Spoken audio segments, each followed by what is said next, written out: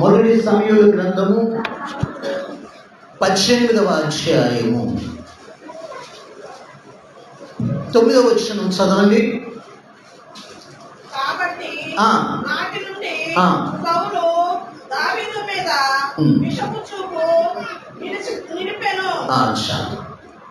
నాటి నుండి దావీదు మీద సౌలు విషపు చూపు నిలిపెను అని దేవుని వాక్యం ఉంటుంది.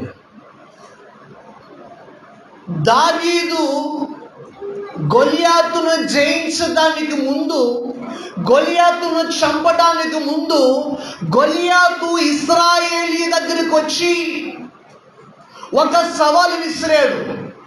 ఎవరైనా మీలో, ఇశ్రాయేలులో మీలో ఎవరైనా ధైర్యవంతులు, నన్ను ఓడించే వాళ్ళు ఎవరైనా ఉంటే, మీరు నన్ను ఓడించగలిగితే, నన్ను యుద్ధములో ఓడించగలిగితే నేను మీకు దాసులైపోతాం, పని వాళ్ళగా మిగిలిపోతాం. ఒకవేళ మీరు నా చేతిలో ఓడిపోతే మీరు నాకు దాసులవ్వాలి, అంటే పని మనుషులుగా బ్రతకాలి. 40 రోజులు ఇదే సవాలు విసిరాడు. ఈ గొలియాతు యొక్క ఆకారాన్ని చూచి, వారు కలిగి ఉన్నటువంటి బలాన్ని చూచి, వారు ధరించినటువంటి ఆయుధాలను చూచి, ఒక్కడు కూడా గొలియాతును చంపడానికి కానీ, గొలియాతును ఓడించడానికి కానీ, గొలియాతుతో యుద్ధము చేయడానికి కూడా ఏ ఒక్కరు కూడా ముందుకు రా. ధైర్యము చాలా. ఏ వ్యక్తి కూడా ముందడుగు వేయాల. దావీదు యొక్క అన్నలు క్షేమం యొక్క సమాచారం తెలుసుకోవడానికి క్యారాలు పట్టుకొని వచ్చాడు దావీదు. దేవుణ్ణి దూషిస్తూ ఉంటే, దేవుణ్ణి గాయపరుస్తూ ఉంటే, దేవుని నామాన్ని అవమానపరుస్తూ ఉంటే దావీదు తట్టుకోలేక గొలియాతును జయించడానికి అడుగు ముందుకేశాడు. దేవునికి స్తోత్రం చెప్పండి. హల్లెలూయా, హల్లెలూయా. కాబట్టి గొలియాతును చంపడానికి, గొలియాతును ఓడించడానికి దేవుని మీద విశ్వాసం ఉంచి, దేవుని యొక్క నామములో, దేవుని యొక్క ఆత్మ ద్వారా, దేవుని యొక్క అభిషేకము ద్వారా ముందడుగు వేశాడు. దావీదు పక్షమున ముందుండి దేవుడే యుద్ధము దేవుడు జరిగించాడు. దేవునికి స్తోత్రం చెప్పండి. గొలియాతును చంపిన తర్వాత చాలా మంది గొలియాతును మెచ్చుకున్నారు. మేము ఎవరు చేయలేని పని దావీదు చేశాడు అని ఎంతో మంది ఇశ్రాయేలీయులు దేవుణ్ణి పొగడుతూ ఉంటే, సౌలు సంతోషించాల్సింది పోయి, సౌలు సంతోషపడాల్సింది పోయి, ఆనందపడాల్సింది పోయి, నన్ను మెచ్చుకోవలసిన వ్యక్తులు దావీదుని మెచ్చుకుంటున్నారు. నన్ను పొగడవలసిన వాళ్ళు, నా ప్రజలు దావీదును పొగుడుతున్నారే, దావీదును నాకంటే ఎక్కువగా పొగుడుతున్నారే అని దావీదు మీద సౌలు విషపు చూపు చూచాడు, అసూయ పడ్డాడు. మనము చేయలేని పని ఇంకా ఎవరైనా చేస్తే ఆనందపడాలి. మనకంటే ముందుగా ఎవరైనా అభివృద్ధి చెందుతూ ఉంటే వారి మీద బురద చల్లకూడదు. మనకంటే ఎక్కువగా ఇంకా ఎవరైనా వాడబడుతున్నారంటే దేవా మమ్మల్ని వాడుకొని ప్రార్థన చేయాలి. మనకంటే ముందుగా ఇంకా ఎక్కువగా అభివృద్ధి చెందుతూ ఉంటే, ఆశీర్వదించబడుతూ ఉంటే, ముందుకు వెళుతూ ఉంటే మమ్మల్ని కూడా ముందుకు తీసుకెళ్ళు ప్రభు అని దేవుని అడుక్కోవాలే కానీ ముందుకెళ్తున్న వారిని, అభివృద్ధి చెందుతున్న వారిని, బాగుపడుతున్న వారిని, వాడబడుతున్న వారిని, ఆశీర్వదించబడుతున్నటువంటి వారిని ఏ రోజు కూడా మనము అసూయ పడకూడదు. అది చాలా డేంజర్. అది ఏ రోజు అసూయ పడకూడదు. వారు ఒకరు నీ కళ్ళ ముందు బాగుపడుతున్నారయ్యా, మమ్మల్ని బాగు చేయి, మమ్మల్ని అభివృద్ధి చేయి, మమ్మల్ని ఆశీర్వదించు, మమ్మల్ని వాడుకో, మాకు అభిషేకం దయచేయని దేవుణ్ణి అడగాలి. విషపు చూపు ఉన్నంతసేపు నీ జీవితం ఎప్పటికీ బాగుండదు. ఏ రోజు బాగుండదు, ఎప్పటికీ బాగుపడలేవు. ఎప్పుడైతే నీ అసూయను వదిలేస్తావో, ఎప్పుడైతే విషపు చూపును వదిలేస్తావో, ఎప్పుడైతే ఇతరుల మీద బురద చల్లడం మానేస్తావో, ఇతరుల మీద నింద వేయడం మానేస్తావో, ఇతరుల మీద అబద్ధాలు చెప్పడం మానేస్తావో, అప్పుడే నీ జీవితం బాగుంటుంది. దేవునికి స్తోత్రం చెప్పండి. హల్లెలూయా, హల్లెలూయా. గమనించండి, దావీదు మీద విషపు చూపు చూపాడు. ఎన్నోసార్లు దావీదును చంపాలని చూచాడు. సౌలు వల్ల అయిందా? అయిందా? దావీదును చంపాలనేటువంటి ఎన్నో ప్రయత్నాలు చేశాడు, ఎన్నో విధాలుగా ప్రయత్నించాడు. దావీదు పక్షమున దేవుడు దావీదును చంపాలని ఎన్ని ప్రయత్నాలు చేసినా కూడా ప్రతి ప్రయత్నము నుంచి, ప్రతి ఆపదల నుంచి, ప్రతి ప్రమాదాల నుంచి, ప్రతి ఇబ్బందుల నుంచి దేవుడే సహాయం చేశాడు. దేవునికి స్తోత్రం చెప్పండి. హల్లెలూయా. ఎందుకని దావీదు అసూయపడలా?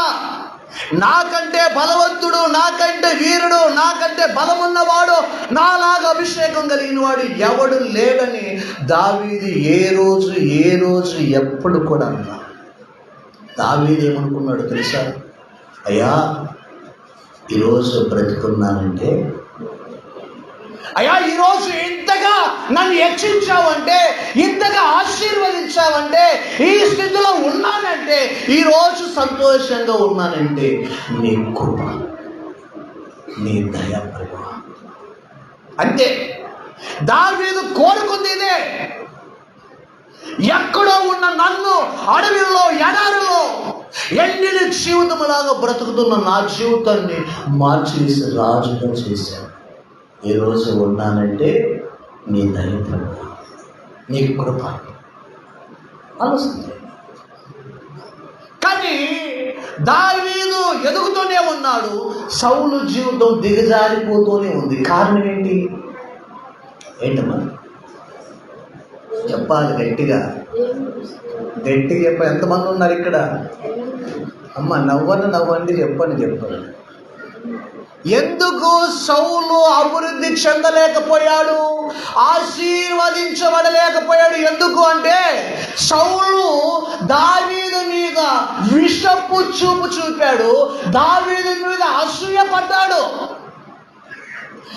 ఎప్పుడు చూసినా దావీదుని చంపేద్దాం, ఎలా చంపేద్దాం, ఎవరిని పంపి చంపేద్దాం, ఎలా చంపేద్దాం, ఎప్పుడు దొరుకుతాడు, ఎక్కడ దొరుకుతాడని ఈయన పనికి మాలిన ఆలోచన చేశాడే కానీ దావీదును సేవిస్తున్న దేవుడే నేను సేవిస్తున్నాను, నేను ఎందుకు జయించలేకపోయాను, నాకెందుకు ధైర్యం లేదు, నాలో ఎందుకు పిరికితనం ఉందా అని ఆలోచన చేయలేకపోయాడు.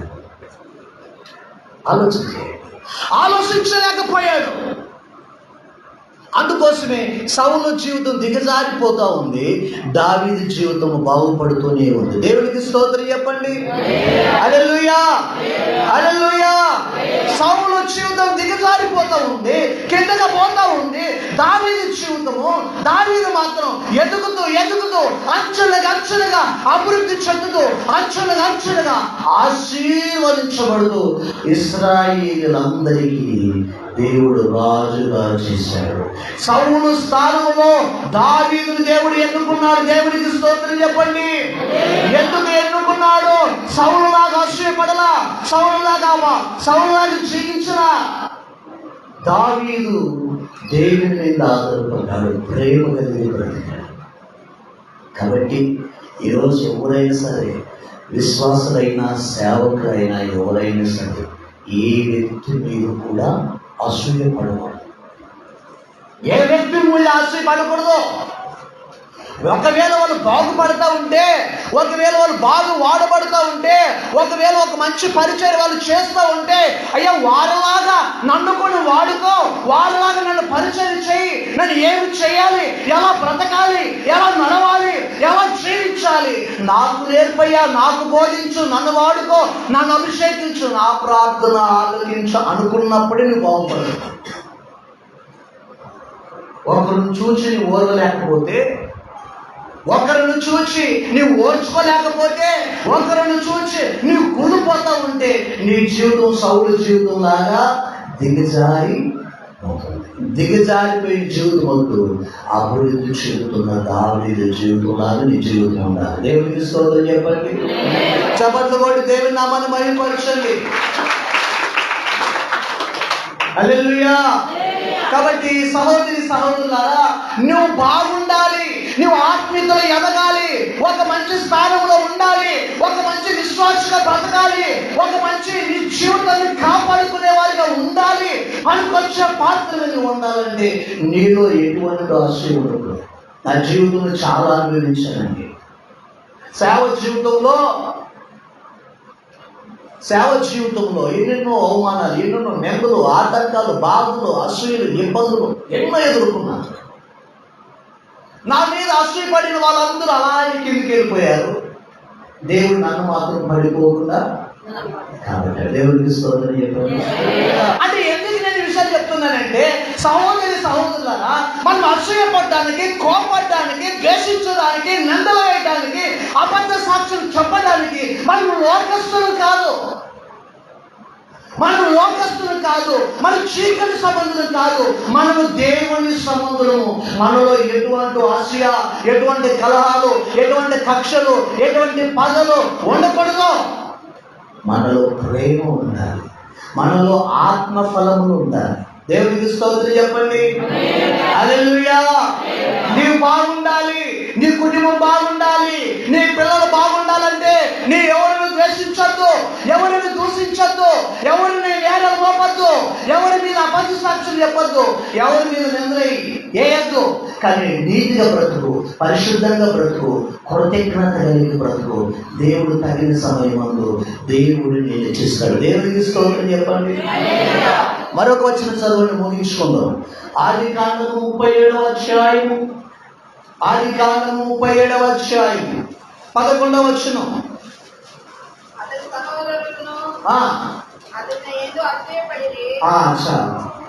ఏం పడ్డారమ్మా? అమ్మా నా వైపు చూడండమ్మా, ఏం పడ్డారు? యోసేపు మీద యోసేపు సహోదరులు ఏం పడ్డారు? అసూయ. ఇప్పుడు గమనించండి, ఈ యోసేపు సహోదరులు యోసేపు ఎదుగుతూ ఉంటే, యోసేపు దర్శనాలు చూస్తూ ఉంటే, యోసేపు కళలు పొందుతూ ఉంటే, యోసేపు బాగా బ్రతుకుతూ ఉంటే మెచ్చుకోవలసిన అన్నదమ్ములు, పొగుడుకోవలసిన అన్నదమ్ములు, గొప్పగా చెప్పుకోవలసిన అన్నదమ్ములు వీడు మనకంటే కూడా ఎదుగుతున్నారు, ఎంతో ఉపయోగపడుతున్నారు.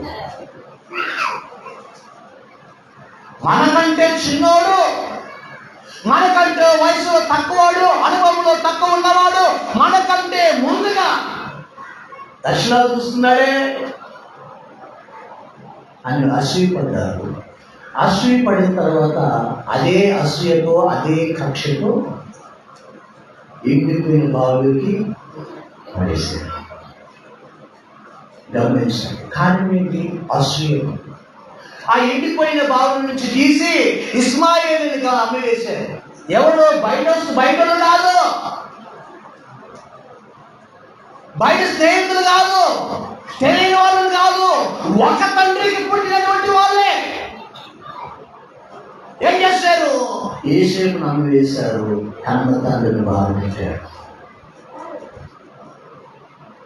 ఆఖరికి ఏమైపోయిందో తెలుసండి, ఏసేపు యొక్క ఏసేపు యొక్క అన్నల జీవితం ఏమైపోయిందంటే, ఏసేపు దేశం కాని దేశం పోయినా, ప్రాంతం కాని ప్రాంతానికి వెళ్ళినా దేవునికి మహిమకరంగా బ్రతికాడు, దేవునికి లోబడి బ్రతికాడు, దేవుని యందు భయభక్తులు కలిగి బ్రతికాడు.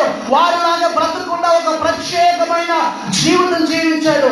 ఏసేపును బట్టి ఫరో కుటుంబాన్ని ప్రభు ఆశీర్వదించాడు. దేవునికి స్తోత్రం చెప్పండి. హల్లెలూయా, హల్లెలూయా. ఇప్పుడు కానాను దేశంలో యేసేపు అన్నలు ఉన్నారు, యేసేపు కుటుంబీకులు ఉన్నారు. ఐగుప్తు దేశంలో, దేశం కాని దేశంలో యేసేపు ఉన్నారు. కరువు వచ్చింది. బ్రతకాలంటే ఏం చేయాలి? బ్రతకాలంటే ఫుడ్ లేకుండా బ్రతుకుతామా? అప్పుడు యాకోబు సమాచారం ఉన్నదే, మనం బ్రతకాలంటే ఇలా ఉంటే కాదురా, ఐగుప్తు దేశానికి వెళ్ళు, ఐగుప్తులో ధాన్యం దొరుకుతుందంట. చదవండి. అది ఆదికాండం 42వ అధ్యాయం, ఆదికాండం 42వ అధ్యాయం 3వ వచనం. త్వరగా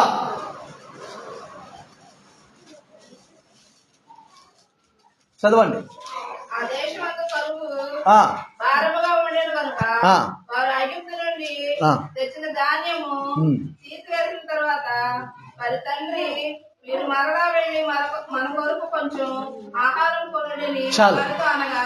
ఇప్పుడు గమనించండి, యేసేపు మీద అసూయపడిన యేసేపు యొక్క అన్నలు మళ్ళీ ఎక్కడికి వచ్చారు? యేసేపు దగ్గరికే వచ్చారు. ఏ వ్యక్తినైతే ద్వేషించారో, ఏ వ్యక్తినైతే చంపాలని చూశారో, ఏ వ్యక్తిని బట్టి తండ్రిని గాయపరిచారో, అదే యేసేపు దగ్గరికి యేసేపు అన్నలు వచ్చారు. ఎందుకు? ధాన్యం కోసం. యేసేపేమో ఐగుప్తు దేశాన్ని పరిపాలించే వారిగా ఉంటే, యేసేపు అన్నలు మాత్రం కూటి కోసం దాన్ని కొనుక్కోవడానికి వచ్చారు. చూడండి, అసూయ పడిన వాళ్ళేమో, కక్షలు పెంచుకున్న వాళ్ళేమో, ద్వేషం పెంచుకున్న వాళ్ళేమో, చంపాలని చూసిన వాళ్ళేమో ధాన్యం కోసం వెతులాడుతున్నారు. ఎటువంటి అసూయ, ఎటువంటి ద్వేషం, ఎటువంటి కక్షలు లేని యేసేపు మాత్రం ఐగుప్తు దేశాన్ని పరిపాలన చేస్తారు. దేవునికి స్తోత్రం చెప్పండి. హల్లెలూయా, హల్లెలూయా. కాబట్టి సహోదరి సహోదరులారా గమనించండి, నీవు యేసేపులాగా ఉంటే ఫలిస్తావు, యేసేపులాగా బ్రతికితే అభివృద్ధి చెందుతావు, యేసేపులాగా ఉంటే నీ కుటుంబం బాగుంటుంది, ఆశీర్వదించబడుతుంది. ఒక ఉన్నతమైన స్థితిలో నీ సేవకుడు అయినా, విశ్వాసైనా, ఎవరైనా సరే, నీలో ద్వేషం ఉండకూడదు, నీలో అసూయ ఉండకూడదు, నీలో కక్షలు ఉండకూడదు, ఎదుటి వాళ్ళ మీద బురద చల్లడం ఉండకూడదు. ఎదుటి వారిని ప్రేమించే విధంగా ఉండాలి. దాన్ని ఇచ్చే స్థితిలో యేసేపు ఉన్నాడు, దాన్ని కొన్ని స్థితిలో యేసేపు అన్నలు ఉన్నాయి. ఎందుకు వచ్చిన పరిస్థితి? ఎందుకు దిగజారిపోయారు? వారిలో అసూయ ఉంది, వారిలో కక్షలు ఉన్నాయి, వారిలో ద్వేషం ఉంది. సహోదరి సహోదరా, నీలో కూడా కక్షలు ఉంటే, నీలో కూడా ద్వేషము ఉంటే, నీలో కూడా అసూయ ఉంటే, ఎదుటి వారి మీద పొందగలిగితే యేసేపు అన్నలాగా నీ జీవితం కూడా దిగజారిపోతుంది. నీవు బాగుపడాలంటే యేసేపులాగా బ్రతుకో, యేసేపులాగా జీవించు. చిన్న ఎగ్జాంపుల్ నేను ముగిస్తాను. కయీను తమ్ముడు ఎవరు? ఇద్దరు కాను తీసుకొచ్చారు, బాగానే ఉంది, అర్పించారు. మరి ఎవరి అర్పణ దేవుడు విన్నాడమ్మా? చెప్పండి అమ్మా, అందరు చెప్పండి అమ్మా, గట్టి చెప్పండి అమ్మా. మీరు చెప్తాను, ఏం మాత్రం ఎదురు మీరు చెప్పుకో. ఎవరు అర్పణ దేవుడు అంగీకరించాడు చెప్పండి, గట్టి చెప్పండి. మీరు గొడవ పడితే ఈ గల్లి నుంచి ఆ గల్లికి వెళ్ళిపోతుంది. ఒక పేరు చెప్తే నా దగ్గర నుంచి పాస్టర్కి వెళ్ళిపోవట. ఏమ్మా ఎవరు? ఇప్పుడు ఏబేలు యొక్క అర్పణ దేవుడు విన్నాడు, కయీను యొక్క అర్పణ దేవుడు తృణీకరించాడు. ఏం చేశాడు? అయ్యా నేను కూడా నీకు తెచ్చాను కదా, ఎందుకు నా అర్పణ అంగీకరించలేకపోయావు? నాలో లోపం ఏందుందయ్యా? నాలో తప్పేముంది? ఏది మార్చుకోవాలి? ఏది మార్చుకుంటే నువ్వు నా అర్పణ అంగీకరిస్తావు, నా ప్రార్థన ఆలకిస్తావు? నాలో లోపేముందయ్యా? నా తమ్ముడు అర్పణ అంగీకరించడానికి, నా అర్పణ అంగీకరించకపోవడానికి కారణం ఏంటయ్యా అని కయ్యను అడిగి ఉంటే దేశ దిమ్మని తిరిగేవాడు కానీ కాదు. నా తమ్ముడు అర్పణ అంగీకరించాడు, నా అర్పణ అంగీకరించలేకపోయాడని కక్షతో అసూయతో సొంత తమ్ముడు చంపేశాడు. మనుషులు చూడకపోవచ్చండి, మనం చేసే తప్పులు, పొరపాట్లు, పాపాలు మనుషులు చూడకపోవచ్చు, కానీ యెహోవా యొక్క కన్నులు ప్రతి స్థలం మీద ఉంటాయి. అప్పుడు దేవుడు చూశాడు, అడుగుతా ఉన్నాడయ్యా నీ సహోదరుడు ఎక్కడ అంటే, నాకు నేను తప్పు చేశాను ప్రభు, నన్ను క్షమించు, పాపంతో అసూయతో తొందరపడి చంపేశాను, నన్ను క్షమించని అడిగాడా? నా తమ్ముడికి నేను ఏమైనా కావాలి వాళ్ళనుకున్నాను, ఎవరితో ఎలా మాట్లాడాలో తెలుసుకొని మాట్లాడాలి. దేవుడు అడుగుతా ఉన్నాడు, నీ తమ్ముడు ఎక్కడా? నా తమ్ముడికి నేను ఏమైనా శత్రువుడు కాదనుకున్నావా? నా తమ్ముడికి నేను ఏమైనా కావాలి వాడనుకున్నావా? తప్పు ఒప్పుకోలేదు, చేసిన పాపలు కప్పుకుంటున్నాడు. దేవుని కోపం చెంది క్షమించేశాడు. నీవు ఒక చోట ఉండకుండా దేశ దిమ్మరై తిరుగుతా,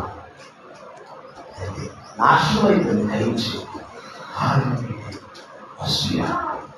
సహోదరి సహోదరా, మనం కక్షలు పెంచుకోవడానికి, అసూయను పంచుకోవడానికి సాతాన్ని అనుసరించే వాళ్ళని కాదు, చీకటి సంబంధులు కాదు.